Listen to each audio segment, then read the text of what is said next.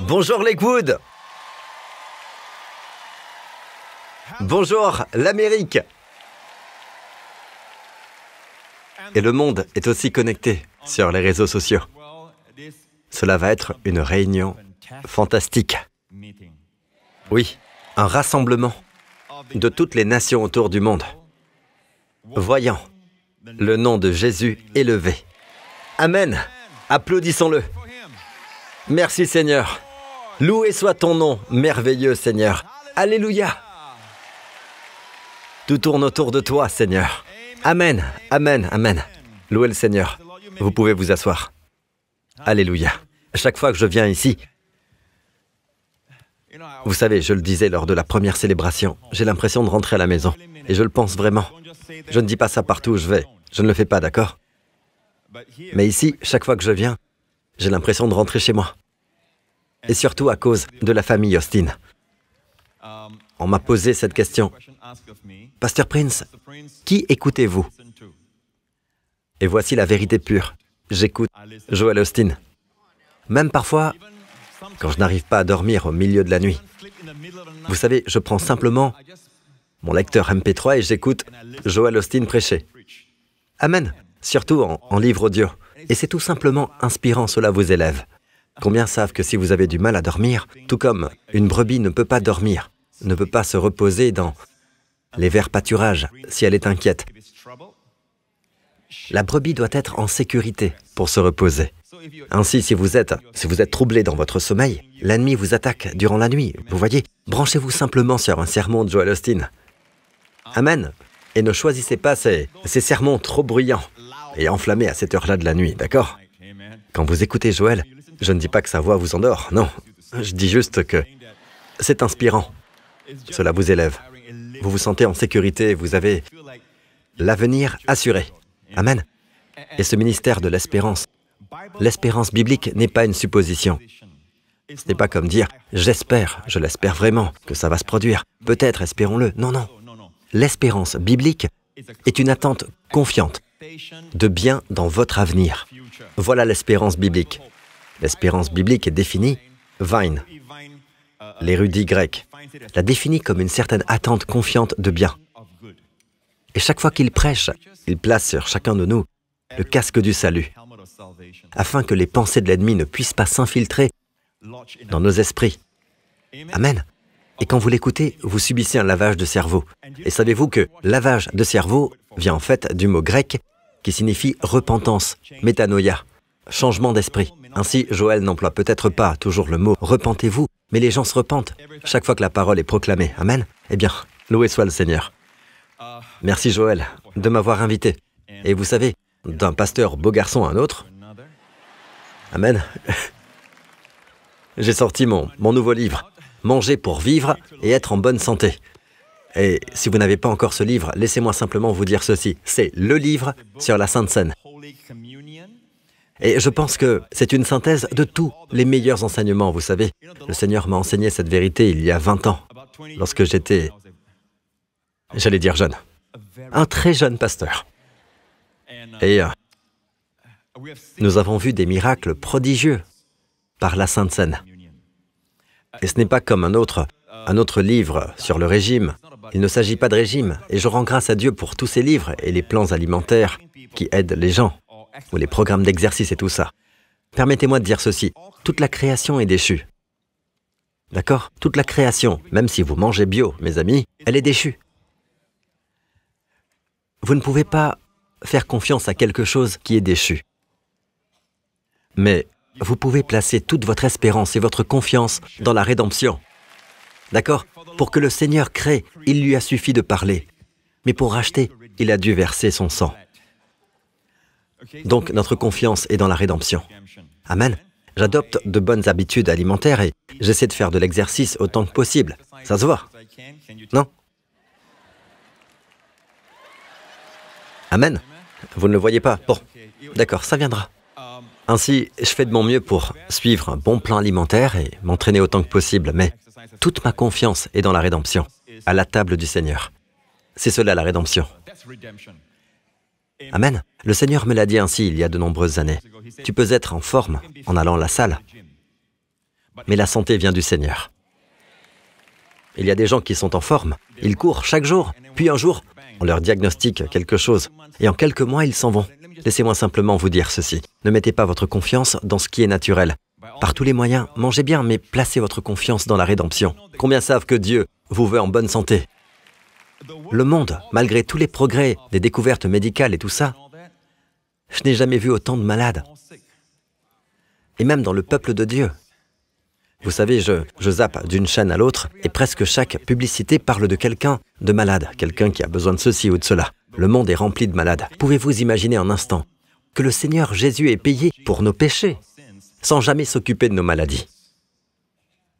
C'est inimaginable. En fait, la Bible dit qu'il allait de lieu en lieu en faisant le bien et en guérissant tous ceux qui étaient sous la domination du diable. Et c'est pourquoi les plans alimentaires et l'exercice, tout cela est bon, mais ne règle pas le problème de la maladie. Bien des fois, guérissant tous ceux qui étaient opprimés par le diable. Vous ne pouvez pas expulser le diable avec des médicaments.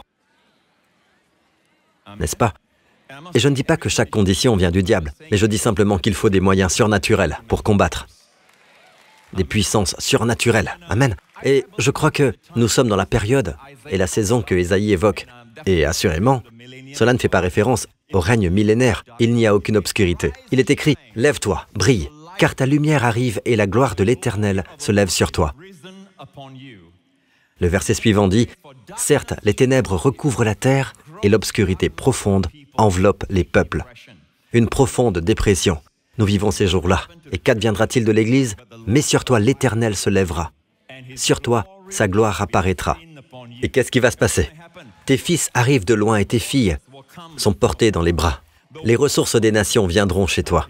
Cela ne parle pas du millénium. Dans le millénium, il n'y a pas de ténèbres sur la terre. Tout est lumineux. Amen. Il s'agit des jours que nous vivons, où l'obscurité recouvre la terre. C'est à la fois le meilleur et le pire des temps. Le meilleur des temps pour l'Église de Jésus-Christ. Amen. Alléluia.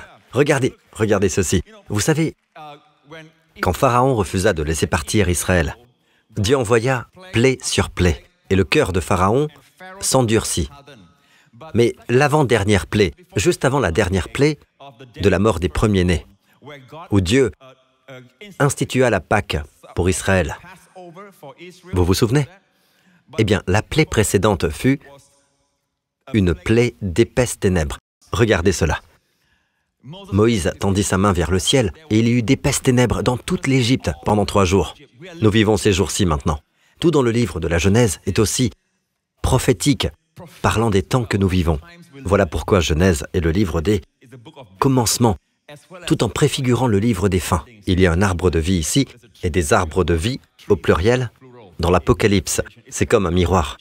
Et où en sommes-nous? Nous vivons prophétiquement à une époque où les ténèbres couvrent la terre et une épaisse obscurité les peuples. Si nous éteignons toutes les lumières de cet auditorium maintenant et qu'une lueur apparaît au loin, tout le monde la verra. Nous vivons des jours où votre lumière va être reconnue. Le monde a faim. Ils sont blasés de tout ce qu'ils voient, toute la violence et toute l'immoralité, toutes ces choses que... Vous savez, une chose positive dans ce qui se passe, c'est que les gens deviennent blasés lorsqu'ils se lassent. La faim spirituelle apparaît. Ils cherchent quelque chose de plus profond, amen. Et avant qu'Israël ne reçoive l'ordonnance de la Pâque, ils connurent des ténèbres épaisses. Et la Bible dit, regardez ceci, ils ne se voyaient pas les uns les autres. Je parle de l'Égypte, pas d'Israël. Les gens ne se voyaient pas les uns les autres et personne ne bougea de sa place pendant 3 jours. Mais écoutez bien, en revanche, il y avait de la lumière partout où habitaient les Israélites. Amen. Vos familles auront de la lumière dans vos demeures. Lorsque la terre sera recouverte de ténèbres épaisses, vous savez, cette obscurité est surnaturelle. Sinon, les Égyptiens allumeraient simplement une lampe à huile, n'est-ce pas? Et le fait que les enfants d'Israël aient eu de la lumière. Si les Égyptiens le voyaient, ils se serviraient probablement de la même ressource. Mais non, ils peuvent allumer une lampe et la lampe s'éteint. C'est une obscurité surnaturelle. Mais pour Israël, la lumière d'Israël est une lumière surnaturelle. Et vous aurez une lumière surnaturelle dans vos maisons. Amen. Ce sera un témoignage. Votre maison sera comme un phare pour tout le monde alentour. Et je crois que nous sommes dans les jours où le monde va regarder l'Église de Jésus-Christ et ils réaliseront que toutes les réponses, toute la lumière, toute la révélation, la guérison, la santé, tout le salut se trouve dans la maison de Dieu, dans l'Église de Jésus-Christ. Amen. N'oubliez pas et ne négligez pas l'Église. Et la particularité des réseaux sociaux et tout ça, c'est bien, ils peuvent regarder en ligne. Il y a même des gens qui regardent en ce moment, mais ne négligez pas de vous rassembler. Ne délaissez pas nos rassemblements. Vous n'avez pas la même dynamique.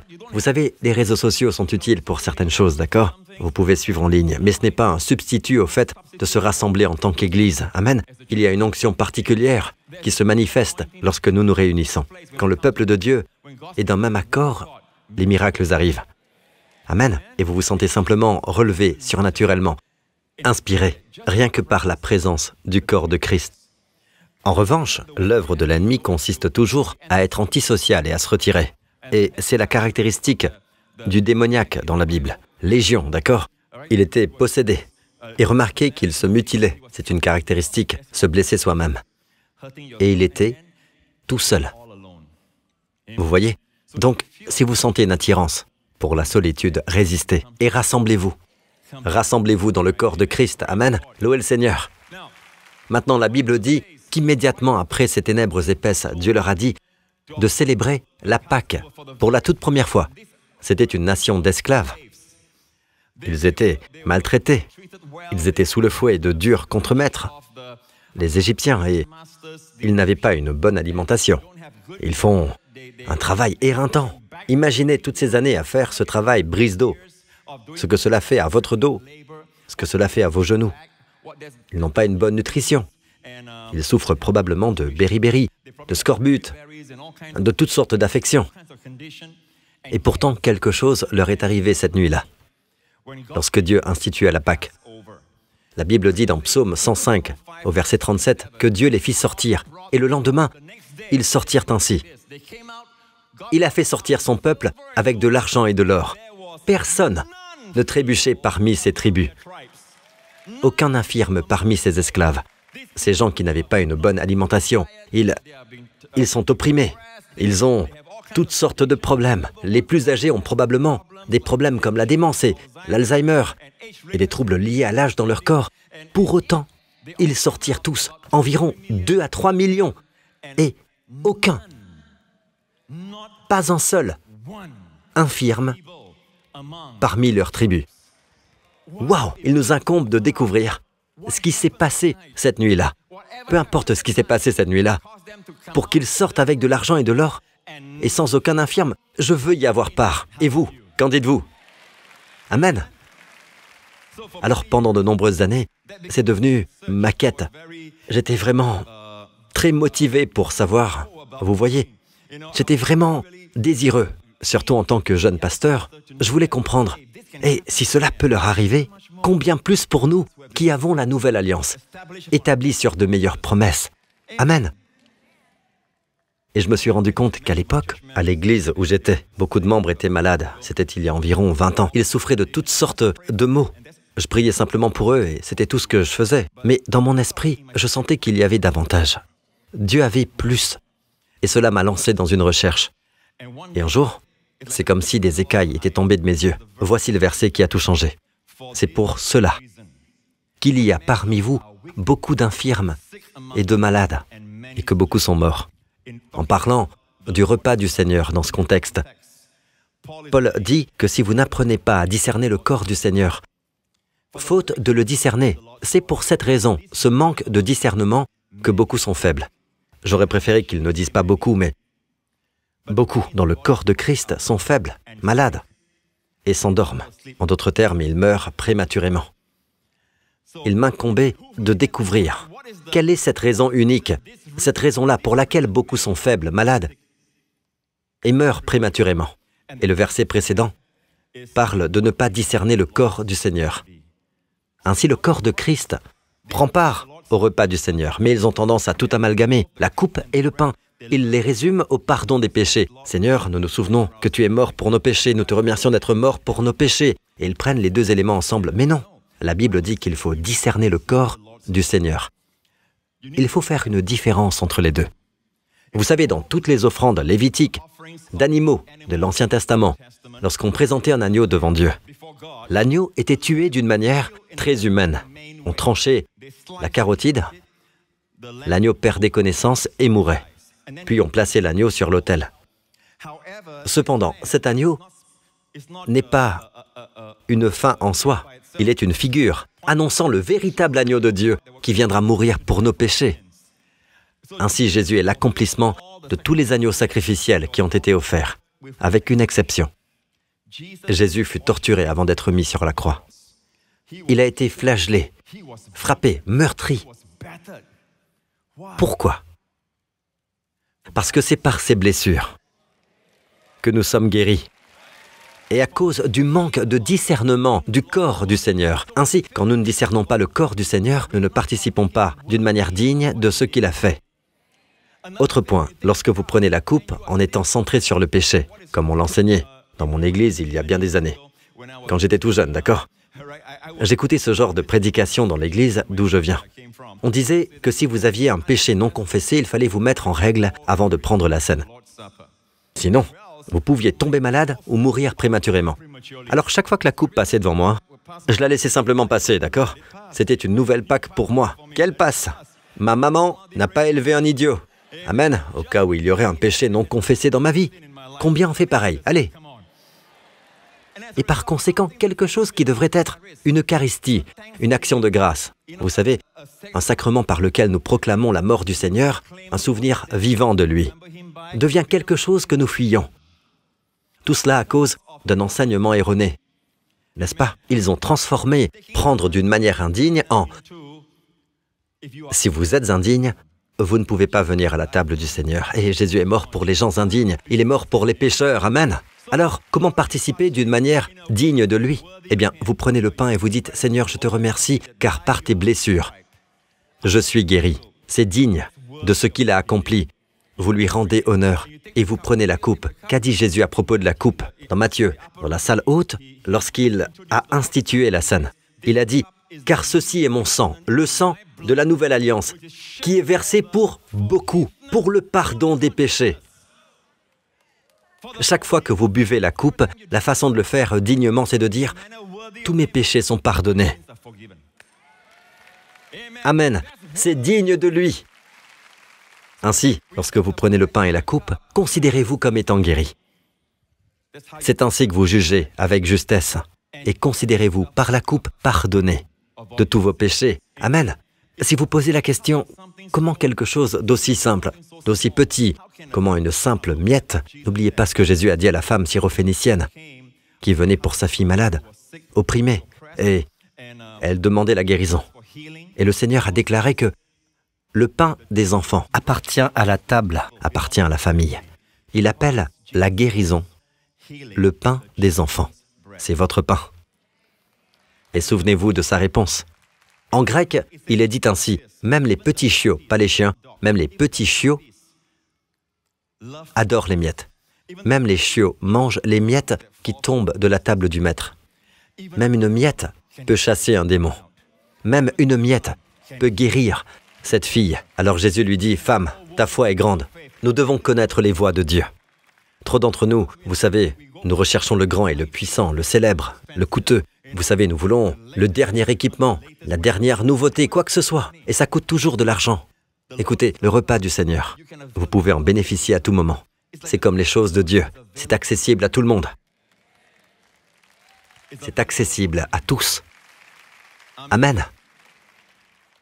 Dieu se sert des choses faibles du monde, comme d'une miette, pour réduire à néant ce qui paraît établi. Dieu utilise les choses faibles pour confondre les puissants.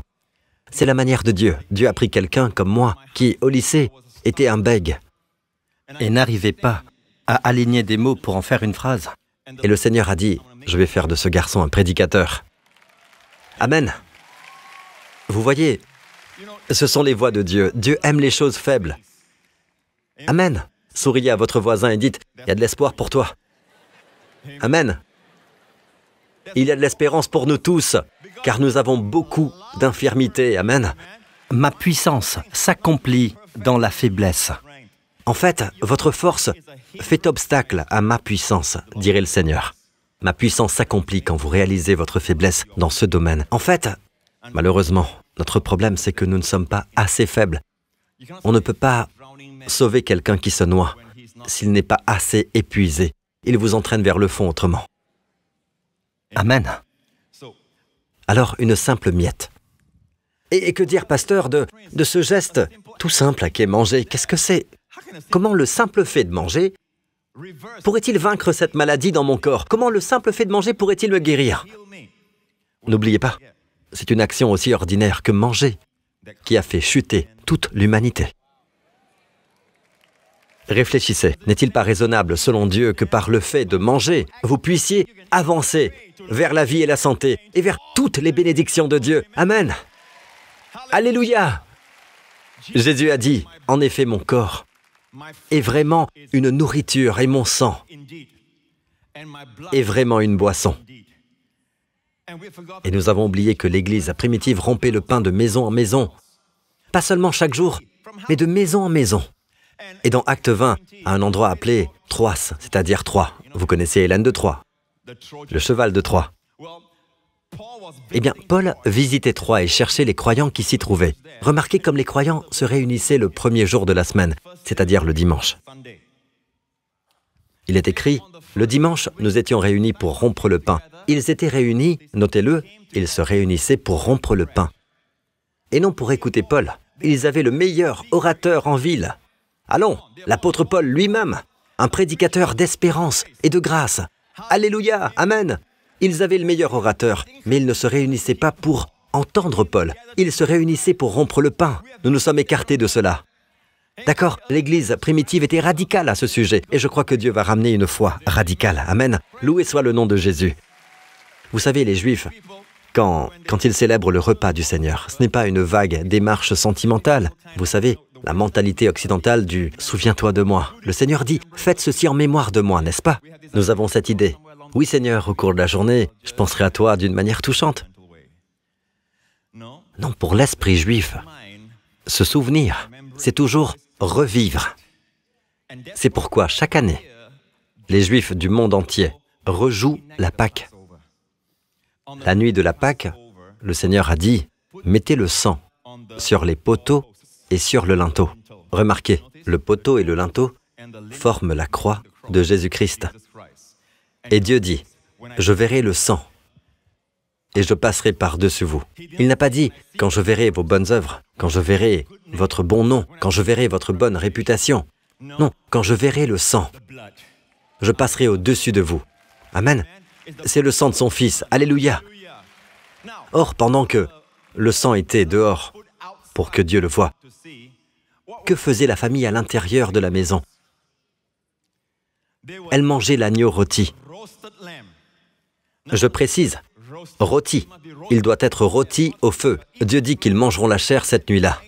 Rôti au feu. Remarquez, la Pâque, qui est une image du repas du Seigneur dans l'Ancien Testament, est instituée de nuit, tout comme la communion a été instituée de nuit. Voilà pourquoi on l'appelle le repas du Seigneur, et non le petit-déj du Seigneur. Cela parle de vos saisons de nuit, quand vous recevez une mauvaise nouvelle, et que vous êtes, et surtout en pleine nuit, vous savez, vous vous réveillez au milieu de la nuit, le cœur battant. En plus d'écouter Joel Osteen, que faites-vous? Les saisons de nuit semblent rendre tout plus grand, plus bruyant. Pendant votre saison de nuit, que faites-vous? Mangez le corps du Seigneur. Amen. Et proclamez la mort du Seigneur. À quelle fréquence? Jusqu'à ce qu'il vienne. Nous le ferons jusqu'à ce qu'il vienne. Puis-je entendre un bon amen? Quand Israël, dans l'Ancien Testament, proclamait la mort du Seigneur, c'est en offrant un holocauste. Quand le prophète Samuel offrit un agneau à l'été et que les Philistins s'approchaient, la Bible dit que l'Éternel tonna du ciel, mit la confusion et vainquit tous les ennemis, simplement grâce à un petit agneau à l'été. Et aujourd'hui, nous proclamons la mort du Seigneur chaque fois que nous participons au repas du Seigneur. Nous proclamons la mort du Seigneur. Amen. Et tout le ciel se réjouit, car c'est le sujet du ciel, la mort du Seigneur. Jean, dans le livre de l'Apocalypse, vit Jésus comme un agneau debout, comme offert en sacrifice. Chaque fois que vous participez au repas du Seigneur, ne le faites pas avec cette pensée « Oh, il est mort il y a 2000 ans ». Pour Dieu, il n'y a pas de temps. Dieu a créé le temps. Dieu se tient hors du temps. Voilà pourquoi il est toujours notre secours, bien présent.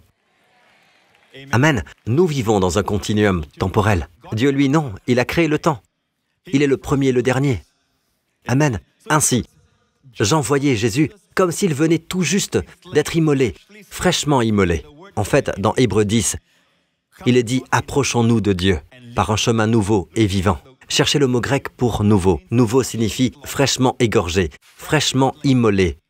Un chemin vivant. Dans l'Ancienne Alliance, c'était l'ancien chemin de la mort. Plus vous approchiez de Dieu, plus vous risquiez d'être frappé par la mort. Pour votre péché, n'est-ce pas? C'était un ancien chemin de mort. Mais aujourd'hui, grâce au sang de Jésus, c'est un chemin nouveau et vivant. Plus vous venez, plus vous vivez. Un chemin vivant. Plus vous venez, plus vous vivez. L'avez-vous remarqué? Chaque fois que nous nous rassemblons, la vie est insufflée dans tout notre être. Amen. J'ai un autre ami en Israël. Il s'appelle Samuel Smadja. Et Matt le connaît bien. Il présente souvent des émissions pour TBN. Et c'est un ami très cher. Un ami très cher, je le connais depuis de nombreuses années. Son anniversaire est un jour après ou avant moi, un truc comme ça. Je sais que l'un de nous fête son anniversaire un jour avant l'autre. Et au début de l'année, on lui a diagnostiqué une forme rare de cancer de la vessie. Il avait une forme rare de cancer. Le médecin lui a dit que même avec le traitement, il n'avait que 20% de chance de guérison. 20%. Samuel a toujours été très extraverti, toujours un gars très joyeux. Je le regardais et il était tellement abattu, morne, déprimé. Et je lui ai parlé du repas du Seigneur et partagé avec lui quelques vérités. Les mêmes vérités que je partage dans ce livre. D'ailleurs, ce livre est une synthèse de tous les meilleurs enseignements. Je recommande ce livre parce que je sais ce qu'il contient, d'accord? Et il y a certains enseignements qui vous ramènent dans l'ancien schéma, où vous essayez de confesser vos péchés, à vous reprendre sans cesse. Vous savez, je vous le dis, peuple de Dieu, il est temps pour nous d'oublier tout cela et de régler clairement notre nouvelle alliance. Arrêtez de prêcher depuis le mont Sinaï et commencez à prêcher depuis le mont Sion. Amen. Commencez à prêcher depuis le propitiatoire. Puis-je entendre un bon amen? Et la partie qui a vraiment touché Samuel, c'était cette vérité que j'ai partagée. La Bible dit que lorsqu'il a fait sortir son peuple avec de l'argent et de l'or, personne ne trébuchait parmi ses tribus. Et tout ce qu'ils firent, ce fut de manger un agneau qui était une figure du Fils de Dieu, le véritable agneau qui devait venir. J'ai dit ceci, si l'ombre a pu les guérir au point qu'aucun infirme ne se trouve parmi 3 millions de personnes, combien plus pour vous et moi, qui avons la substance. Quand Jésus dit « Ceci est mon corps », allez, si l'ombre peut faire cela, nous avons la substance.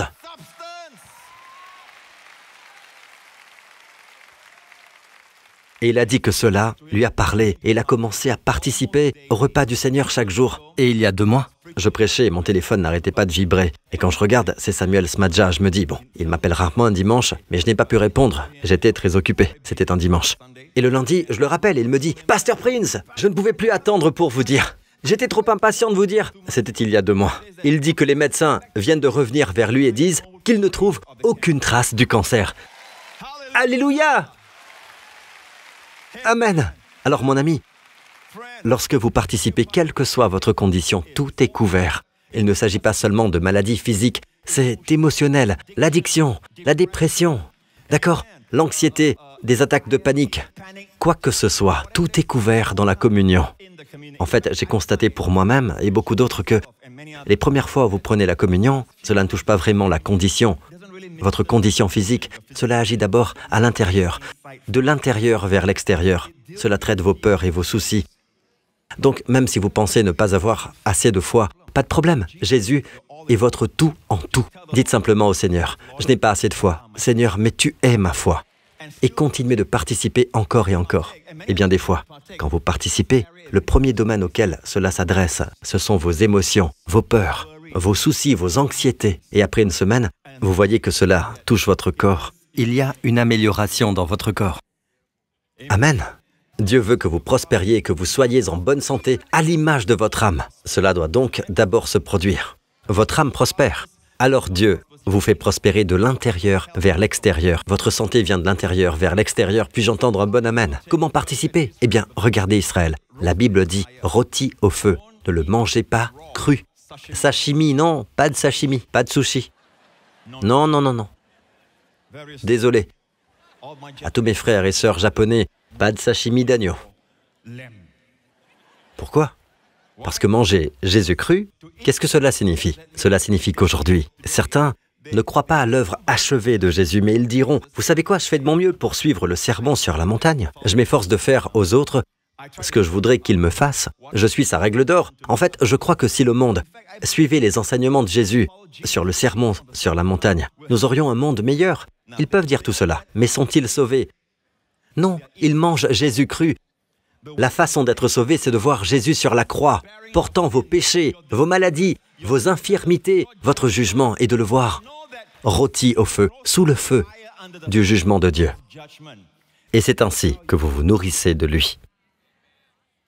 Vous savez, si Jésus avait vécu une vie parfaite sans jamais mourir sur la croix, nous serions tous encore perdus. C'est sa mort qui nous sauve. Notre point de départ, c'est sa mort. Amen, peuple de Dieu. Et ensuite, vous pouvez parler du sermon sur la montagne. L'homme qui a prêché le sermon sur la montagne savait qu'un jour, aucun de nous ne pourra observer le sermon sur la montagne. Mais il savait qu'un jour, il descendrait vivre en nous. Et alors, il vivrait le sermon sur la montagne, tandis que nous reposons en lui. Amen. Maintenant, remarquez comment vous participez. Vous participez en vous souvenant de toutes les souffrances, les herbes amères, en vous souvenant de ce qu'il a accompli à la croix. En fait, je lisais cela hier encore, et le Seigneur m'a donné une révélation toute fraîche. J'ai vu ce petit mot, « tant ». Vous savez, parfois, une déclaration peut changer d'intensité à cause de ce petit mot, « tant », car Dieu vous a tant aimé, qu'il a donné son Fils. Cependant, il serait toujours correct de dire que Dieu a aimé le monde, mais ce temps, nous ne voulons pas nous en passer. Ce temps change tout. Dieu ne vous a pas seulement aimé, il vous a tant aimé. Amen. Alors je lisais dans ma King James qu'il est écrit, son visage fut tant défiguré, plus qu'aucun homme, lorsque Jésus souffrit. Vous savez, on l'a frappé, c'est ainsi que l'on obtient le pain. Comment obtient-on le pain? On le frappe, on le bat. Quand la pâte est encore molle, puis on la met au feu. C'est ainsi qu'on fait du pain. C'est ce qui est arrivé à Jésus. Et pour le vin, comment obtient-on le vin? À l'époque, on le foulait aux pieds, on l'écrasait, puis on le plaçait dans un endroit sombre. C'est ce qui arriva à Jésus avant qu'il ne devienne le pain et le vin. Amen. Alors j'ai lu cela et j'ai regardé l'hébreu. Je me demandais si le mot « tant » était là en hébreu. Et vous savez quoi? Le mot s'y trouve en hébreu. Le mot « tant » défiguré. Ainsi la Bible, NIV, le souligne. Il est dit qu'il était si défiguré, au point que son aspect n'avait plus rien d'humain et son apparence, plus rien d'un être humain. Il ne ressemblait plus à un être humain.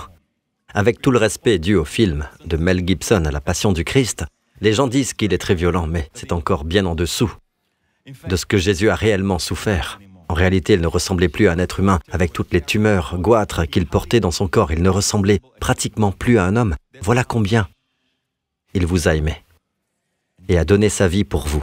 Amen. Ainsi, nous nous nourrissons de lui. Vous le voyez, rôti. Amen. N'essayez pas d'édulcorer cela. Il existe des films sur les souffrances de Jésus où il n'y a que quelques blessures. Ne minimisez pas. Il n'est pas dit de le faire bouillir dans l'eau, mais de le rôtir au feu. Sa tête, avec ses pattes et ses entrailles. Nous parlons d'Alzheimer, nous parlons de quand vous participez si vous avez des problèmes neurologiques, que ce soit le Parkinson ou des migraines constantes, chroniques, que ce soit la démence.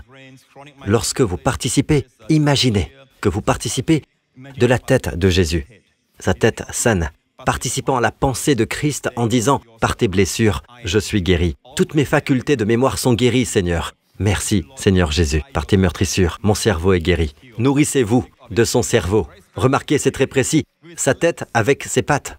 Vous avez des problèmes de jambes? Tandis que je parle maintenant, Dieu est en train de guérir des personnes déjà. Gloire à Dieu. Amen. Le brouillard vient de quitter votre esprit. Amen. Si c'est vous, faites un grand signe. Louez le Seigneur. Et des gens sont guéris dans leurs jambes en ce moment. Problème de jambes. Au nom de Jésus, levez-vous et fléchissez votre jambe maintenant au nom de Jésus. Frappez-la sur le sol au nom de Jésus. Si vous savez qu'il n'y a plus de douleur, plus de problème. Faites un grand signe. S'il n'y a plus de douleur, ne le faites pas par la foi. S'il n'y a plus de douleur, alors saluez, Amen. Regardez-moi ça. Merci Jésus. Alléluia. Merci Seigneur. Vous pouvez vous asseoir. Et il avait besoin de jambes fortes pour la marche, pour sortir d'Égypte. C'est une longue marche, n'est-ce pas? Et avec tout le respect pour Cécile, vous savez, Cécile 2000, les 10 commandements. J'aime beaucoup ce film, mais il y a un point avec lequel je ne suis pas d'accord. Quand ils sortent, on voit des personnes âgées sur des civières. Vous vous en souvenez? Rien n'est plus éloigné de la vérité. La Bible dit qu'aucun n'était infirme. Les papis couraient après les mamies. Wouh, wouh, wouh. Viens chérie, viens là. Viens ma chérie. Je veux dire, aucun n'était infirme. Allez, aucun infirme les amis. Alléluia. Et ces entrailles, les entrailles, ce sont tous vos organes internes. Si le médecin dit que vous avez un problème de foie, une affection pancréatique, si vous avez un problème de vésicule biliaire, quoi que ce soit, quand vous participez au repas du Seigneur, vous dites « Seigneur Jésus, je te remercie que par tes blessures, je suis guéri dans mon foie. Par tes meurtrissures, je suis guéri dans mes reins. Tes blessures, je suis guéri dans mon pancréas. Par tes meurtrissures, je suis guéri dans ma vessie. Par tes blessures, je suis guéri dans ma prostate. Par tes blessures, je suis guéri, Seigneur. Par tes blessures, ma jeunesse est renouvelée comme celle de l'aigle. Alléluia. Et nous pouvons inverser cela. Si le négatif est vrai pour cette raison, beaucoup sont faibles et malades. Vous savez, pour cette raison de discerner le corps du Seigneur avec précision, beaucoup seront forts, beaucoup seront en bonne santé et beaucoup vivront longtemps. Amen. Je crois que c'est la fontaine de jouvence. Dans la King James, il est écrit « Il rassasie votre bouche de bien ». C'est en réalité un seul mot avec l'article défini « le bien ». Dieu rassasie vos désirs, votre bouche du bien, afin que votre jeunesse soit renouvelée comme celle de l'aigle. À votre avis, quel est ce bien? Il ne peut pas être naturel. Il doit s'agir du corps du Seigneur Jésus-Christ. Quand vous participez, votre jeunesse, nous avons trouvé la proverbiale fontaine de jouvence. Amen. Vous pouvez rajeunir à mesure que vous participez. Puis-je entendre un bon Amen? Amen. Ne dites pas des choses comme « Oh, je deviens oublieux, je vieillis et tout ça ». Non, arrêtez. Amen. Regardez Job. Il est toujours jeune. Souriez à votre voisin et dites « Il y a de l'espérance pour toi, mon frère ».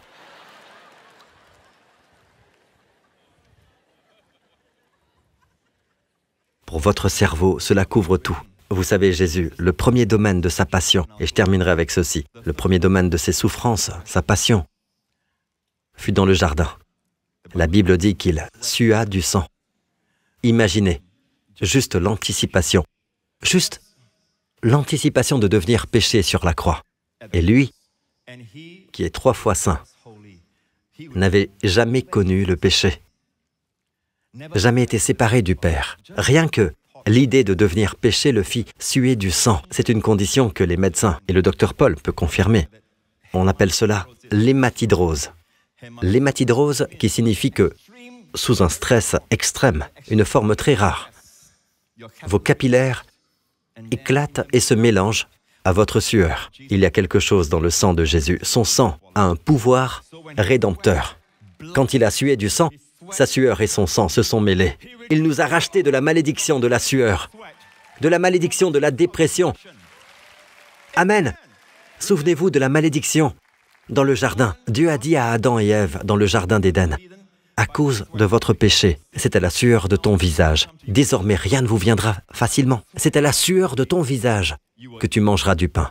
Le sol est maudit à cause de toi. » Or, dans un autre jardin, Jésus a mêlé son sang à sa sueur.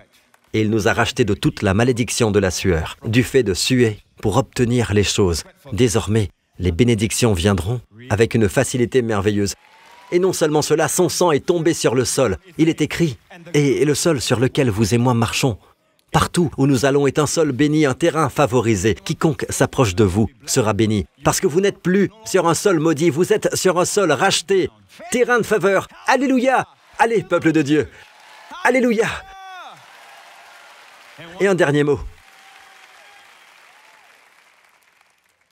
Il est écrit ici, au verset suivant, plus bas, d'accord? Quand vous le mangerez, vous aurez une ceinture à la taille, vos sandales aux pieds et votre bâton à la main. Vous le mangerez rapidement. C'est la Pâque de l'Éternel. Maintenant, que signifie cela? Cela signifie Israël, préparez-vous. Ceinture aux reins, sandales aux pieds, bâton à la main. Préparez-vous pour votre délivrance physique. Vous allez sortir. Amen. Vous allez sortir de l'esclavage, de la servitude, vers la liberté. Préparez-vous de la même façon. Lorsque nous participons, participez avec anticipation. Participez spirituellement parlant, comme si vous vous prépariez à votre délivrance physique. Amen. Et ainsi il en sera. Nous sortirons tous de ce lieu au nom de Jésus, plus en santé, plus fort, plus jeune. Amen. Que Dieu vous bénisse. Rendez-lui gloire. Amen. N'abandonnez pas. Continuez à prendre le repas du Seigneur. Ramenez cela dans votre famille, dans vos maisons, dans votre église. Amen. Faites participer vos enfants. Que les enfants soient impliqués. Amen. Que Dieu vous bénisse. Je vous aime tous. Merci de m'avoir accueilli.